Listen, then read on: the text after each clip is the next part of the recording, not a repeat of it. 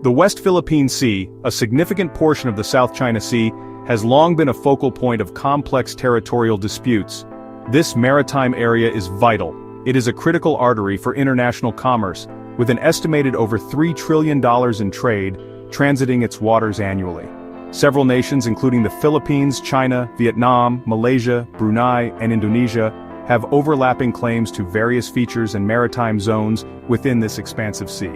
These claims often stem from differing interpretations of historical rights and international maritime law, particularly the United Nations Convention on the Law of the Sea, or UNCLOS. The Philippines designates the waters on the western side of its archipelago, encompassing areas like the Luzon Sea, the Calayan Island Group, also known as the Spratlys, and Bajo de Masinloc, or Scarborough Shoal, as the West Philippine Sea to assert its sovereign rights and jurisdiction. China's expansive claims, most notably represented by its ambiguous 9-dash line, encompass nearly the entirety of the South China Sea. This sweeping assertion directly conflicts with the exclusive economic zones, or EEZs, defined by UNCLOS for several Southeast Asian coastal states, including the Philippines. These EEZs grant coastal states sovereign rights over the exploration and exploitation of marine resources. The tension arises from China's insistence on historical rights that predate and, in its view, supersede the provisions of UNCLOS. This fundamental disagreement over the legal framework governing the South China Sea has been the primary driver of disputes and incidents in the region for decades, creating an environment of uncertainty and potential conflict. The period leading up to April 2015 saw a steady increase in regional tensions. China accelerated its land reclamation and artificial island building activities in the Spratly Islands, constructing significant infrastructure including military-grade airfields and port facilities. These actions were widely perceived as attempts to solidify its de facto control over disputed features and alter the geopolitical landscape. In response to these growing concerns and China's increasing assertiveness, the Philippines took a significant step by initiating arbitration proceedings against China under UNCLOS in 2013. This legal challenge sought to clarify maritime entitlements and contest the validity of China's 9-dash line claim, setting the stage for a pivotal legal decision. On July 12, 2016, the Permanent Court of Arbitration in The Hague delivered a landmark ruling. The tribunal overwhelmingly found in favor of the Philippines. It concluded that China's 9-dash line claim to historic rights over maritime areas in the South China Sea had no legal basis under UNCLOS. The ruling also clarified that certain features claimed by China were rocks or low-tide elevations, not islands entitled to their own EEZs, and affirmed the Philippines' sovereign rights within its EEZ. Despite the legally binding nature of the award, China immediately rejected it, stating it would not recognize or abide by the decision, thereby ensuring that tensions would persist and potentially escalate in the years to follow. Following the 2016 arbitral ruling, the period from 2017 to 2019 witnessed a continued and often intensified Chinese military presence in the West Philippine Sea. China did not scale back its activities. Instead, it further developed its artificial islands, transforming them into substantial outposts. These outposts became equipped with radar systems, missile emplacements, and runways capable of accommodating military aircraft. This construction boom was a clear signal of Beijing's determination to enforce its claims, irrespective of international law or the concerns of its neighbors. Reports of harassment targeting Filipino fishermen by Chinese vessels became more frequent, creating significant challenges for coastal communities reliant on the sea for their livelihoods and further straining bilateral relations. The years 2020 to 2022 were characterized by periodic confrontations between Chinese and Philippine vessels. These incidents often involved aggressive maneuvers by Chinese Coast Guard and maritime militia vessels. They aimed to disrupt Philippine resupply missions to its outposts, particularly Ayungin Shoal, also known as Second Thomas Shoal, and to intimidate Philippine patrols and civilian activities within the Philippines' EEZ. The consistent Chinese presence and its assertive behavior became a defining feature of the maritime environment, prompting the Philippines to publicly document and protest these actions more vigorously. This period underscored the ongoing challenge of upholding Philippine sovereign rights in the face of persistent pressure. In a notable display of Filipino resolve, the Atin Ito, or This Is Ours, coalition emerged, organizing civilian-led supply missions to the West Philippine Sea. The first such mission took place in December 2023, aiming to deliver supplies to Filipino fishing communities and military outposts, and to assert Philippine presence in its maritime domain. This initiative garnered significant public attention and support. A second mission followed in May 2024, further emphasizing the commitment of ordinary Filipinos to peacefully uphold their country's rights. These missions, often escorted by the Philippine Coast Guard, represented a novel approach to highlighting the issues at stake and demonstrating national unity. The assertive actions by China continued into 2025. A particularly alarming incident occurred on May 22, 2025, near Sandy Cay. A China Coast Guard vessel utilized powerful water cannons against and sideswiped a Philippine ship conducting a routine marine scientific research mission. This aggressive act drew immediate and widespread condemnation. Just days later, on May 26, 2025, the Aten-Ito Coalition launched its third civilian mission.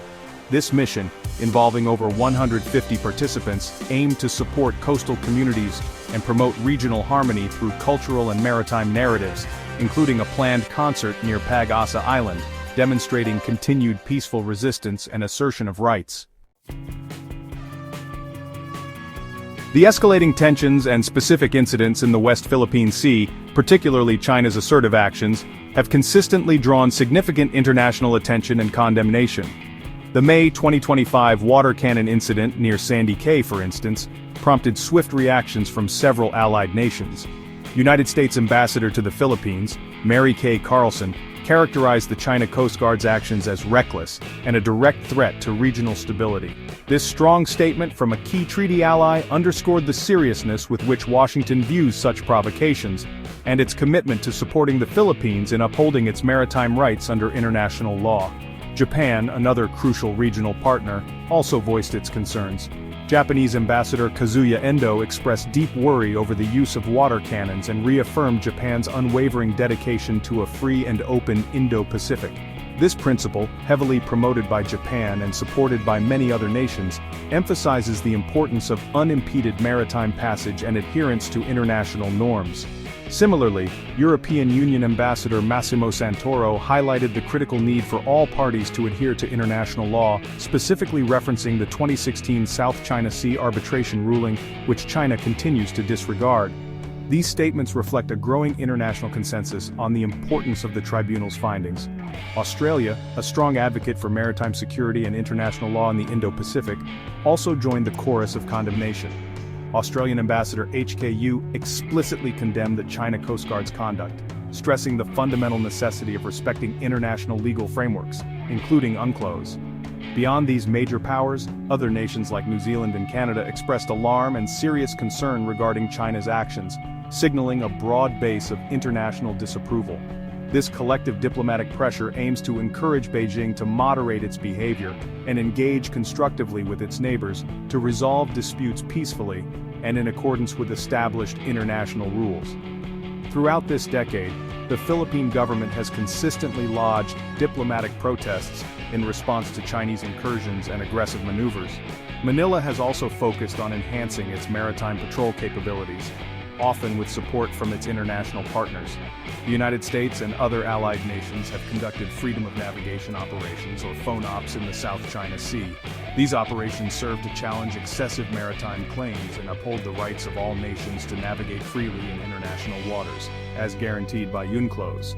These FONOPs are a tangible demonstration of the international community's commitment to maintaining a rules-based maritime order in this critical waterway. The Association of Southeast Asian Nations, or ASEAN, has been actively involved in diplomatic efforts to manage the South China Sea disputes, though progress has been slow and challenging. ASEAN continues to advocate for the finalization of a substantive and effective code of conduct, or COC, in the South China Sea. The goal of the COC is to establish a set of rules and norms to manage disputes, prevent incidents from escalating, and ultimately build trust and confidence among the claimant states and China. However, disagreements over the scope, legal standing, and enforcement mechanisms of the COC have hampered negotiations, making its swift conclusion an ongoing aspiration rather than an imminent reality. The Philippine Coast Guard, or PCG, has played an increasingly crucial role in asserting the Philippines' maritime presence and protecting its interests in the West Philippine Sea. PCG vessels are frequently deployed to patrol Philippine waters, monitor foreign vessel activity, and support Filipino fishermen. A significant aspect of their recent operations involves escorting civilian missions, such as those organized by the Aten-Ito Coalition. These escorts are vital for ensuring the safety of Filipino citizens participating in these peaceful assertions of sovereign rights, and for signaling the Philippine government's commitment to maintaining access to its maritime territories despite external pressures and harassment. The ongoing territorial disputes in the West Philippine Sea underscore the broader geopolitical contestation in the Indo-Pacific region. The overlapping claims are not merely about rocks and reefs, they concern control over vital sea lanes, access to potentially rich hydrocarbon and fishery resources, and the fundamental principles of international law. The significance of the West Philippine Sea for international commerce cannot be overstated, making regional stability a paramount concern not just for the claimant states but for the global community as a whole.